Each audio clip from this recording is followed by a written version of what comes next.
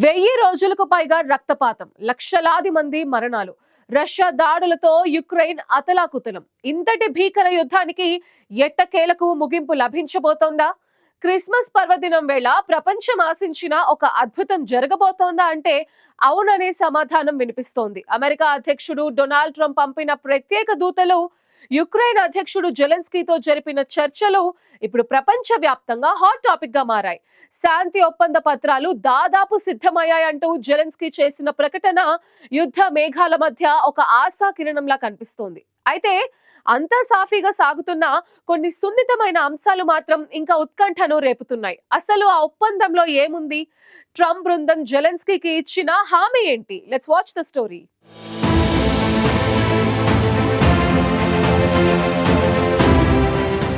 Russia Ukraine యుద్ధానికి త్వరలోనే end card పడే సూచనలు కనిపిస్తున్నాయి. క్రిస్మస్ వేళ కీలక దౌత్య పరిణామం చోటు చేసుకుంది. 3 సంవత్సరాలకు పైగా కొనసాగుతోన్న యుద్ధానికి శాంతి మార్గం తెరుచుకుంటుందా అన్న ఆశలకు ఊపిరిపోసేలా అమెరికా అధ్యక్షుడు ట్రంప్ ప్రత్యేక ప్రతినిధులు ఉక్రెయిన్ అధ్యక్షుడు జెలెన్స్కీతో గురువారం సుదీర్ఘంగా భేటీ అయ్యారు.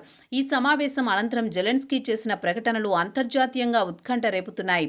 శాంతి ఒప్పందానికి సంబంధించి కొన్ని కీలక పత్రాలు ఇప్పటికే సిద్ధమయ్యాయని, మరికొన్ని తుది దశలో ఉన్నాయని జెలెన్స్కీ వెల్లడించారు. అయితే అన్నీ అనుకున్నట్టు సాగినా కూడా ఇంకా కొన్ని అత్యంత సున్నితమైన అంశాలపై స్పష్టత రావాల్సి ఉందని జెలెన్స్కీ స్పష్టం చేశారు. ఈ భేటీ అనంతరం ఎక్స్ వేదికగా స్పందించిన జెలెన్స్కీ శాంతి దిశగా అడుగులు వేయాలంటే ఒక్కరోజు కూడా వృధా చేయకూడదన్న సంకల్పంతో తాము ముందుకు వెళుతున్నామని తెలిపారు. అమెరికా బృందంతో కలిపి ఒప్పందాలను ఎలా అమలు చేయాలన్న దానిపై స్పష్టమైన అవగాహన ఏర్పడిందన్నారు. అందుకే రాబోయే రోజుల్లో చర్చల ప్రక్రియ మరింత వేగంగా సాగుతుందన్నారు. ఉక్రెయిన్ రక్షణ మంత్రి నేరుగా అమెరికా ప్రతినిధులతో నిరంతరం సంప్రదింపులు జరపనున్నారని వెల్లడించారు.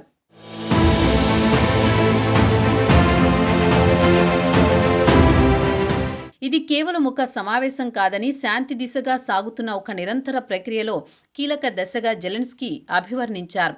అంతకుముందు అమెరికా తరపున స్టీవ్ విట్కాఫ్, జారెడ్ కుష్నర్లు జెలెన్స్కీతో పాటు ఆయన దౌత్య బృందంతో సుదీర్ఘంగా చర్చలు జరిపారు.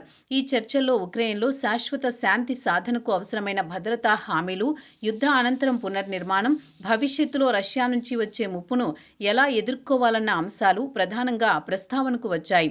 భద్రత, పునర్నిర్మాణం, శాశ్వత శాంతి ఇవే ఉక్రెయిన్తో పాటు అమెరికా, యూరప్ మిత్ర దేశాలు కలిసి సాధించాల్సిన లక్ష్యాలని జెలెన్స్కీ భావిస్తున్నారు. ఇక ఈ చర్చలపై స్పందించిన జెలెన్స్కీ అమెరికా ప్రతినిధుల సానుకూల దృక్పథానికి కృతజ్ఞతలు తెలిపారు. క్రిస్మస్ పండుగ రోజు కూడా ఉక్రెయిన్ ప్రజల కోసం వారు చూపించిన ఆసక్తి తనను కదిలించిందన్నారు. రష్యా సాగిస్తున్న అమానుష యుద్ధానికి ముగింపు పలకడమే తమ లక్ష్యమని, తీసుకునే ప్రతి నిర్ణయం ప్రభావవంతంగా, నమ్మకంగా ఉండేలా చూసుకున్నామన్నారు. ఈ చర్చలు భవిష్యత్తులో కీలక మలుపుగా నిలుస్తాయని ఆశాభావం వ్యక్తం చేశారు. అదే సమయంలో ట్రంప్ కుటుంబానికి కూడా జెలెన్స్కీ క్రిస్మస్ శుభాకాంక్షలు తెలిపారు. మరోవైపు ఈ ఆశాజనక చర్చల మధ్య కూడా వాస్తవ పరిస్థితులు కఠినంగానే ఉన్నాయి. క్రిస్మస్ పండుగ రోజు కూడా రష్యా ఉక్రెయిన్పై భారీ క్షిపణి, డ్రోన్ దాడులకు పాల్పడడాన్ని జెలెన్స్కీ తీవ్రంగా ఖండించారు. క్రిస్మస్ సంగీతం విన్నప్పుడు మనకు ఆనందం కలుగుతుంది, కానీ ఆకాశంలో క్షిపణులు, డ్రోన్ల శబ్దం లేకపోతే ఆనందం మరింతగా ఉంటూ ఆయన ఆవేదన వ్యక్తం చేశారు.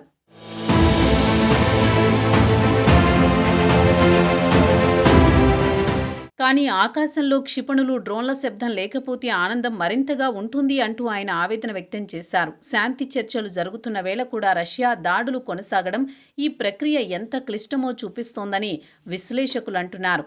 ఇదిలా ఉండగా శాంతి ఒప్పందంలో ప్రధానంగా 2 అంశాలు ఇంకా తేలాల్సి ఉంది. రష్యా ఆక్రమించిన ఉక్రెయిన్ భూభాగాల భవితవ్యం ఇప్పుడు కీలకంగా మారింది. డాన్బాస్ సహా ఆక్రమిత ప్రాంతాలను ఉక్రెయిన్ వదులుకోవడానికి సిద్ధంగా లేదు. ఇది కేవలం భూభాగాల విషయం మాత్రమే కాదని, దేశ సార్వభౌమత్వం, జాతీయ గౌరవంతో ముడిపడిన అంశమని కీవ్ స్పష్టం చేస్తోంది. ఇక యూరప్లోనే అతిపెద్ద అణు విద్యుత్ కేంద్రం నియంత్రణ ఎవరి చేతుల్లో ఉండాలన్న ప్రశ్న కూడా ఇప్పుడు ఈ శాంతి చర్చలకు విఘాతం కలిగించే అవకాశం ఉంది. ఈ అణు ప్లాంటు భద్రత మొత్తం యూరప్కే కీలకమవడం వల్ల దీనిపై ఏ చిన్న తేడా వచ్చినా పెద్ద సంక్షోభానికి యుద్ధానికి దారితీసే ప్రమాదం ఉందని నిపుణులు హెచ్చరిస్తున్నారు.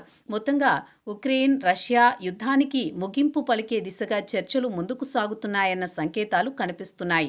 అయితే శాంతి దారి ఇంకా పూర్తిగా సాఫీగా లేదని విశ్లేషకులు చెబుతున్నారు. భూభాగాల వివాదం, భద్రతా హామీలు, అంతర్జాతీయ పాత్ర ఇలా ఇవన్నీ కలిసి ఈ శాంతి ప్రక్రియను మరింత కఠినంగా మార్చేస్తున్నాయి.